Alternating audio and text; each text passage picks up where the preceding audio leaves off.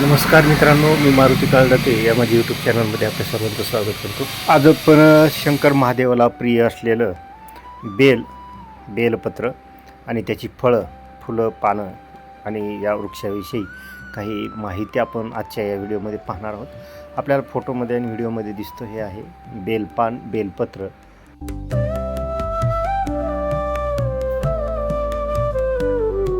मित्रांनो, या झाडाला जी पानं येतात ती अशी एका पानाला 3 भाग असतात, असं त्रिदल असतं आणि हेच बेलपान, बेलपत्र किंवा बेल म्हटलं जातं. हे आपण शंकर महादेवाला पूजेवेळी वापरत असतो. अतिशय प्रिय असलेलं हे महादेवाचं हे पान आहे. हे झाड मंदिर किंवा पवित्र अशा अनेक ठिकाणी लावलं जातं आणि ते पूजेसाठी पान वापरत असल्यामुळं ते पवित्र मानलं जातं. त्याचबरोबर ह्या पाना म्हणजे या वनस्पतीला, या झाडाला जशी पानं असतात तशी छोटी छोटी फुलं येतात आणि याला छोटे असे काटेसुद्धा असतात. आपल्याला दिसत नसले तर बघा, हे बघा छोटे काटे दिसतात. हे तुम्हाला दुसरा मोठा काटा बघून दाखवतो. आणखी हे छोटे काटे दिसतात. हे बघा, हे अंकुशदार छोटे काटे याला असतात आणि याला फळंसुद्धा येतात. त्या फळांनासुद्धा बेलाचं फळ असं म्हटलं जातं. हे बघा, असे अंकुशदार असे काटे या वनस्पतीला येत असतात.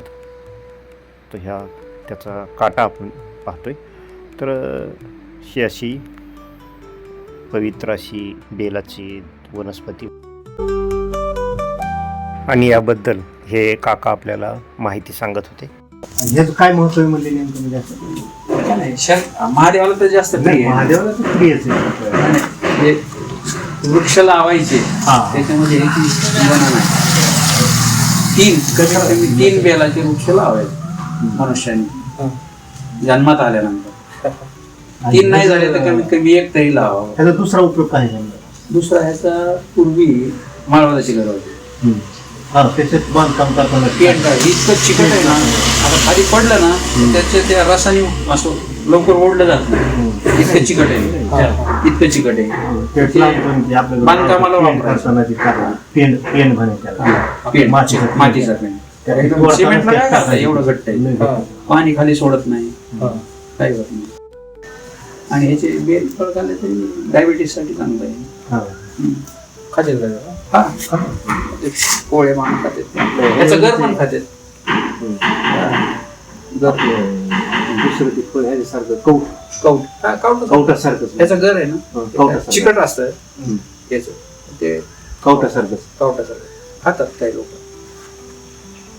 ह्याचे फुलं मागच्या महिन्यात खूप सुगंध येत होता याचा, बारीक फुलांचा.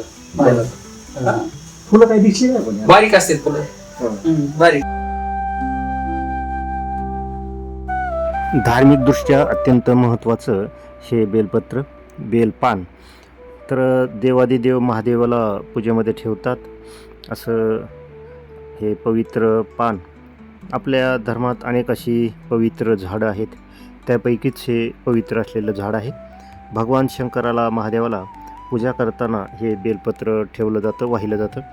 तर मग शंकर महादेव आपल्यावरती प्रसन्न होऊन आपल्याला आपल्या सर्व मनोकामना पूर्ण करतात. आणि याची 3 पानं म्हणजे भगवान शंकराची त्रिनेत्र आहेत असं मानलं जातं. त्रिशूळ किंवा सत्व, रज, तम या 3 गुणांचं प्रतीक या त्रिदल बेलपत्राला मानतात. म्हणूनच हे महादेवाची पूजा करताना वापरतात. आपल्याला दिसतं हे झाड अगदी हिरवंगार झालेलं आहे. पावसाळ्याची सुरुवात होतानाच हे झाड आपल्याला उन्हाळ्यातसुद्धा हिरवं दिसतं. त्याच्यामुळं याची सावली चांगली मिळते. याच्यावरती पक्षी आपलं घरटं करतात आणि त्यांना अशी फळंसुद्धा खायला मिळत असतात. म्हणून हे अत्यंत महत्त्वाचं झाड असं धार्मिकदृष्ट्या आहे आणि शारीरिकदृष्ट्या म्हटलं, आरोग्याच्या दृष्टीनंसुद्धा हे फायद्याचं आहे. मी तुम्हाला ते पुढं सांगणारच आहे. आणि याला बघा कशी प्रचंड प्रमाणात अशी फळं लागलीत. हे दिसायला आपल्या कवटीच्या झाडाच्या जी फळं येतात, कवट म्हणतो आपण त्याला, अगदी तशाच आकाराची, तशाच प्रकारची ही फळं आपल्याला लागलेली दिसतात. तशीच ही टणक असतात.